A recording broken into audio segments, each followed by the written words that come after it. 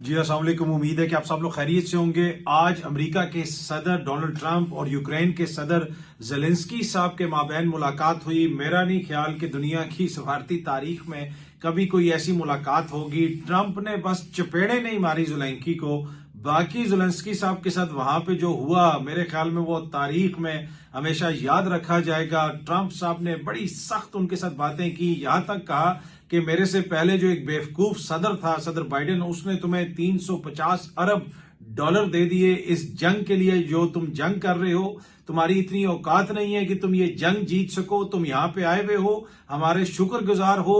Trump ने वो बातें की जिसकी कोई नजीर नहीं मिलती। छोटा सा एक क्लिप है, ये 15 सेकंड का, आप जरा सुनिएगा कि ट्रंप साहब क्या कह रहे हैं। ये एक छोटा सा एग्जाम्पल है। जो ट्रंप ने बातें की वो सारी तो मैं नहीं चला सकता। गैर मामूली ट्रंप ने बेइज्जती की है, जरा सुने आप जरा। Your country is in big trouble. Can I Wait a minute. answer? No, Can you've I done a answer? lot of talking. Your country is in big trouble. I know. You're not I winning. know. You're not winning this. Can We I- gave you, through I this said stupid thank you. president, $350 billion. You would. जी आपने सुना, ये एक छोटा सा sample है। ये ऐसे ही मैंने छोटा सा सैंपल आपको सुनाया। अगर आप पूरा वो वीडियो देखें जो सोशल मीडिया पे अभी वायरल हो चुकी है, उसके अंदर मुख्तलिफ चीजें आपको नजर आएंगी। बुनियादी तौर पे ट्रंप ज़ेलेंस्की से खुश नहीं है क्योंकि वो ये चाहते हैं कि सीज फायर हो। वहां पे अमेरिका का पैसा लग रहा है, अमेरिका के हथियार लग रहे हैं और ज़ेलेंस्की जो है वो हीरो बना हुआ है। अच्छा, ये वो ज़ेलेंस्की है जो बाइडेन इंतजामिया की ये डार्लिंग था। बाइडेन इंतजामिया जनाब इसको हीरो के तौर पे प्रोजेक्ट करते थे और उसके साथ साथ ये पूरे मगरिब की इस वक्त डार्लिंग बना हुआ था। जिधर ये जाता है इसको वीआईपी प्रोटोकॉल दिया जाता है। जब ट्रंप से ये अभी मिलने आए तो ट्रंप ने पहले कहा कि भाई ये तुमने कपड़े क्या पहने में। लिटरली ट्रंप ने कहा कि भाई ये बड़ा ड्रेस अप होके आया है मुझसे मिलने के लिए, इसलिए कि ये अपनी तरफ से वो बड़ी टी शर्ट वगैरह पहन के जाता है कि जैसे मैं कोई बड़ा जंग कोई लीड कर रहा हूं। तो उसके ऊपर भी ट्रंप ने कहा। अब आप सोचें कि अगर इसने ऊपर एक टोपी पहनी होती किसी और लीडर की तरह, जबरदस्त किस्म की सर्दियों में वो आया होता, तो उस टोपी के बारे में ट्रंप ने क्या कहना था। पर एनीवे मेरे ख्याल में ट्रंप ने ज़ेलेंस्की को सामने बैठा के पूरी दुनिया को एक पैगाम दिया है कि भाई इस तरह अब हम डील करेंगे। वहां पे जेडी वैंस साहब भी थे जो अमेरिका के वाइस सदर हैं, उन्होंने भी बात की। उन्होंने कोई बात की तो ज़ेलेंस्की आगे से कहते हैं कि जी ये ऊंची आवाज में, उन्होंने कहा ये ऊंची आवाज में बात नहीं कर रहे। ट्रंप ने कहा तुम इधर बैठे हुए हो, तुम्हें शुक्रगुजार होना चाहिए, तुम्हें थैंकफुल होना चाहिए जो कुछ हम तुम्हें दे रहे हैं। तो अब आप ये सोच लें कि ये ज़ेलेंस्की जो है ये इस वक्त मगरिब की डार्लिंग है, ये पूरी यूरोपीय यूनियन की डार्लिंग है। मगरिब की सारी पॉलिसी इसके ऊपर एक तरह से इन्हिसार करती है। इसके साथ ये कर रहा है क्योंकि ये बाइडेन की डार्लिंग थी। अगर ट्रंप का दिमाग किसी और जगह तरफ हो गया, उसकी तवज्जो किसी और तरफ हो गई, भूटान की तरफ या यूगोस्लाविया की तरफ, तो वहां पे जो हुक्मरान बैठे हुए हैं उनके साथ तो ट्रंप फिर वो क्या करेगा। अब ये पूरी दुनिया सोच रही होगी। मैंने आपको बताया था कि जिस दिन ट्रंप आया तो बहुत सारे लोग कह रहे हैं जी वहां पे सोचा जा रहा है, वहां पे सोचा जा रहा है। मैंने अर्ज की थी कि इवन जो मगरबी दारुल हुकूमत हैं वो भी जिटरी हुए में कि पता नहीं ट्रंप क्या करेगा और हमारे साथ जो है बड़ी बुरी होनी है अगर हमने उसका बयानिया ना लिया। तो अमेरिका अभी भी एक सुपर पावर है। चाइना के मुकाबले में अगर कोई मगरिब को प्रोटेक्ट कर सकता है, उनके राइट्स के लिए खड़ा हो सकता है, तो वो सिर्फ और सिर्फ अमेरिका और मगरिब को इस चीज का इदराक है। ज़ेलेंस्की साहब जो है वो हीरो बनने की कोशिश कर रहे हैं काफी, और अब मुल्क के अंदर भी उनकी कोई सपोर्ट इतनी ज्यादा नहीं है। अच्छा, ये जो मीटिंग हुई है, इस मीटिंग के बाद डोनाल्ड ट्रंप साहब ने एक स्टेटमेंट भी जारी की है।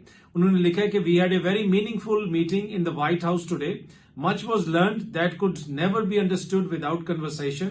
उन्होंने कहा कि हमारी मीटिंग हुई, उसमें बहुत कुछ सीखा हमने, और जो सीखा वो बातचीत के बगैर सीखा नहीं जा सकता था। Under such fire and pressure, जो इस प्रेशर के माहौल में अगर गुफ्तगू होती है तो उससे फिर आप सीखते हैं। It's amazing what comes out through emotion and I have determined that President Zelensky is not ready for peace if America is involved. उन्होंने कहा कि मैंने ये देखा है कि ज़ेलेंस्की जो है वो अमन नहीं चाहता अगर अमेरिका इन्वॉल्व होगा, क्योंकि अमेरिका के बलबोते पे तो तड़ियां लगा रहे हैं ज़ेलेंस्की हर किसी को।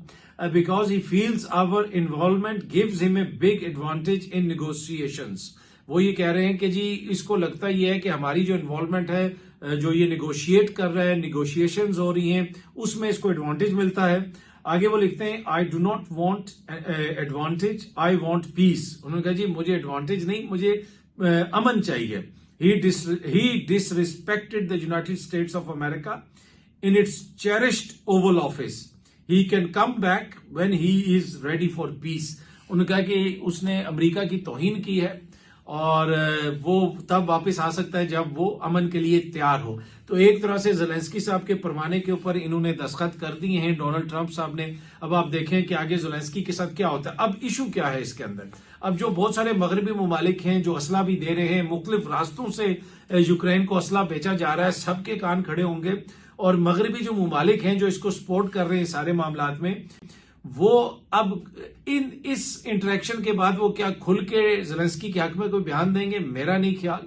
तो जिस तरह मैंने पहले भी अर्ज किया कि वो एक होता है ना कि मिसाल सेट करनी होती है, आपको कोई कहीं पे आप जाएं तो बड़ी कोई मसला हो तो उधर आप एक बंदे को पकड़ के 2 चपेड़े मार दें तो बाकी सबको मैसेज चला जाता है कि भाई जो भी पंगा करेगा इसको चपेड़े पड़ेंगी।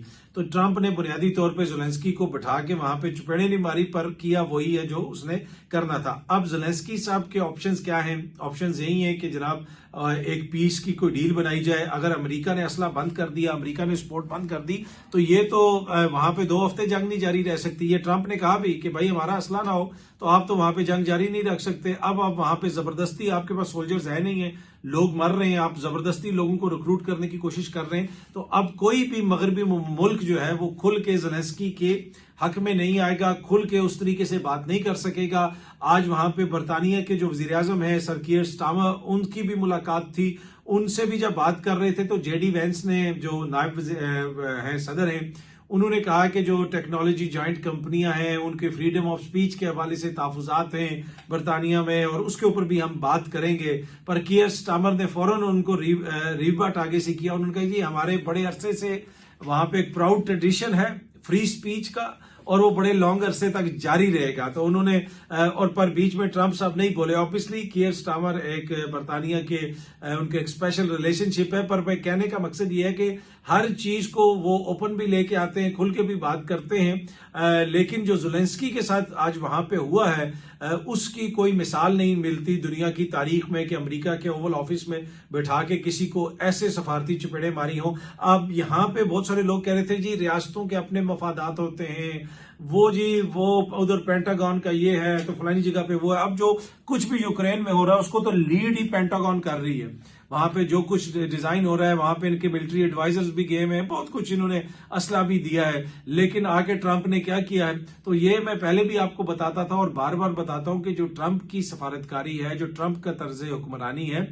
वो डिफरेंट नोयत का। और दूसरा ये जो ट्रंप है ये बड़ा डसा हुआ ट्रंप है। ये वो ट्रंप है जिसको निकाला गया, जिसके ऊपर मुकदमात बनाए गए, जिसके ऊपर कातलाना हमले हुए, जिसके ऊपर हर मुमकिन कोशिश की गई कि ये इक्तदार में ना आए। तो ट्रंप अपने सियासी मुखालफीन, डीप स्टेट और इस्टेब्लिशमेंट के खिलाफ लड़ के सदर बनाए। ये ट्रंप समझता है, ये जेन्युइनली ट्रंप का बिलीफ है कि मैं अपने मुल्क की इस्टेब्लिशमेंट, डीप स्टेट एजेंसियों, उनके खिलाफ, उनके अंदर बैठे हुए लोगों के जो मेरे खिलाफ साजिशें कर रहे हैं। अब हो सकता है ये साजिशें ट्रंप साहब के जहन में हो, ग्राउंड पे ना हो, लेकिन वो ये समझते हैं कि इन सब को शिकस्त दे के मैं वहां पे पहुंचा हूं। बाकी आपने उनके जो मुकदमात वगैरह थे, FBI का रेड, वो सारी चीजें जो पेपर्स मिले, जो कुछ भी वो सारा केस है, उसकी पूरी तफसील एक दफा मैंने आपको बताई कि उसमें पेमेंट्स का क्या चक्कर है, वो सारी चीजें मैंने आपको बताई थी।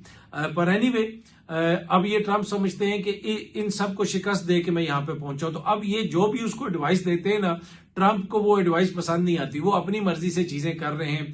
वो FBI डायरेक्टर भी अपनी मर्जी का ले आए हैं, वो नेशनल सिक्योरिटी इंटेलिजेंस की चीफ भी अपनी मर्जी की ले आए हैं। अब वो सारे मामलात को उसी तरह चलाएंगे जिस तरह वो चलाना चाहते हैं।